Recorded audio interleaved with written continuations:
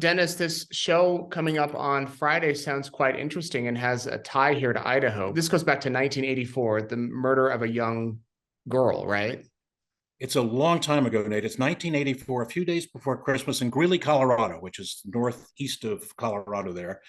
12-year-old Jonelle Matthews has participated in her school choir. She's been dropped off by a friend at home, but when her father arrives an hour later, she's not to be found. She has walked off the face of the earth. And it stayed that way for the next 35 years. Where was Jonelle Matthews? So this is the story of a missing child. And if you think about all the things that were different back then, not only did we not have cell phones, we didn't have DNA, we didn't have a lot of the investigative tools that detectives rely so much on. And 30 years later, it goes to the desk of two detectives with fresh eyes. And it's a story of how they put together this thing. Imagine this, Nate. I mean, they go to their evidence room, right? They're tasked with finding out what's happened to Jonelle Matthews 30 years later. And they've got this evidence box full of 2,000 pages, 20,000 pages worth of affidavits and everything else. They've got VHS files in there. Nobody knows what a VHS tape is at that point. They've got reel-to-reel tapes. They can't even understand what they've got in their box. But one of the two detectives in Greeley, Colorado, spends the next year of his life digitizing the whole thing, bringing it, kicking and dragging into the modern era, as he says.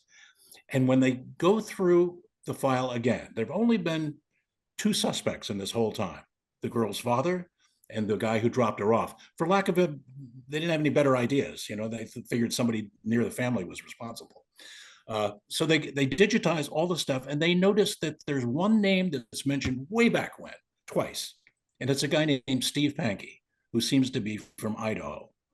And they start to say, what is this guy's story? So the story of Dateline, Nate, is the cops doing some incredible work to put together a 35-year-old case and come up with the suspect and bring him to trial. And from what I understand, Dennis, didn't Mr. Pankey take an unusual interest in the case as things were developing? Or at least people thought, well, this guy has this weird fascination with it? You're exactly right. He acted very oddly, including walking in the early days of this thing to the police station in Greeley and saying, I know something about this case. I have a secret that you guys would be very interested in, but I won't tell you unless you promise me that you won't charge me with anything. I want to have a lawyer. I want a deal in place. So they thought this guy was a total goofball and went right into the bin. But he did that over and over. He did it with walked in on authorities in Idaho, different jurisdictions, saying, I know something about the Jonelle Matthews case. He's trying to insert himself into it without ever revealing what it is, this thing that he knows. So that is the curiosity, and it becomes the centerpiece of the trial because there isn't any DNA. There's not a crime scene. They only have the words, the very odd words and accounts that this man stories he's been telling on himself for decades. But the grand jury gives him a charge, and away they go. And he ends up running for lieutenant governor here in the state of Idaho. That's what caught everybody's attention, Nate. When this name shows up, it's Steve Pankey, that kind of eccentric, gadfly candidate in Idaho. He's run for sheriff a couple of times. He's run for lieutenant governor twice, I think. And even when he's named as a person of interest, he continues to talk to the media. And I think he files again for elective office. I think he files for governor after he's squarely in the frame as a suspect in this long unsolved killing. But he's talked himself into a murder charge. That's what this is about. He says, I don't know how to tell this to you, but we can't find Janelle. Of course, you're hoping it's a girl that's run away. If my sister were to have run away, she would have been dramatic about it. There were shoe prints outside as if someone was looking into the windows. We had a countywide search. 600 or 700 people for this search. We wanted so much to do something to bring her home. I think that's where our faith took over. As Christians, we expect God to answer prayer. The kids that I talk to who are adults now said that it completely changed their childhoods. These were posters showing Janelle at the choir concert. My feeling was someone somewhere is going to see her picture and we're going to find her. Greeley police followed up on every single lead, hoping that this is the break we need to find Janelle. I could never say that she was dead. Did you stay on the police? No, I didn't do anything. We just let the police do their thing. It was my time to take it and see what I could do with it. It's a curiosity, and that's what this entire investigation was. As you said, I've been waiting so long for you to call. The defendant is the person that police were looking for 37 years. Just knowing we got the Matthews some closure in this lifelong saga they've been through. Still something horrific happened to our family, but having earthly justice feels really good. They'll never be over. Janelle's always there. Janelle's always going to be a story that you have to tell. You've done, I mean, dozens, hundreds of Dateline shows over the year, Dennis. What surprised you about this particular story? I think I was surprised, Nate, in how much it affected me. I'm going back to just a couple of weeks ago.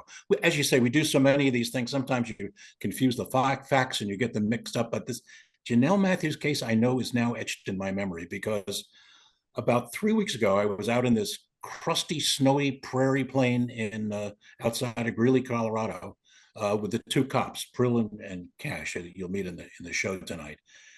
And they said, "This is it. We're standing right here where she was found." She had been abducted from her home, the sanctity of her home, without her shoes, thrown in a car by this guy. At some point along the line, she was shot in the head. They don't know where. And she was ditched in a shallow grave right where we were standing in this crusty snow. And it was just, you know, I said, I think spontaneously to Detective Prill, I feel like we're in a sacred ground here. They'd been looking for this poor child for 30 years.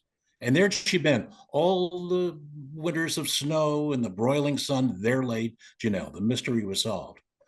And I think what struck with me is that she was 12 years old. She was wearing braces. And when they dug the body up, which had been revealed by excavation by an oil crew line, they were laying some pipe down there, she still had the braces on. And so when the two detectives looked at that, I mean, you of course have to wait for DNA with your coroner and your medical examiner, but they knew right away this was Janelle. There were fragments.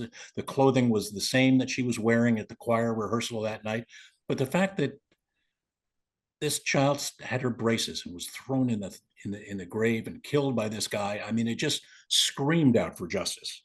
And I was, you know, I thought I was pleased to be in the company of those two cops. They had done such diligent, impossible work to get us to that point. And tedious work to go through all those videotapes and then to, you know, maybe notice the one guy who no one really was thinking of at the time, and that ends up being the killer. And Detective Prill, an amazing guy, put together how many pages was it? 80 pages?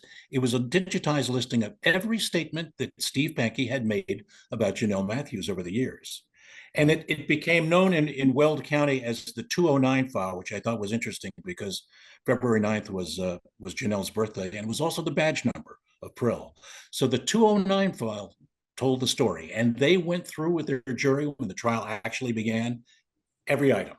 Here's what this guy Pankey said on this date. Here's what he's doing here. Why does he go in a bank and tell people that he's going to talk to the authorities about the Janelle case, but no one will give him any peace of mind and attention?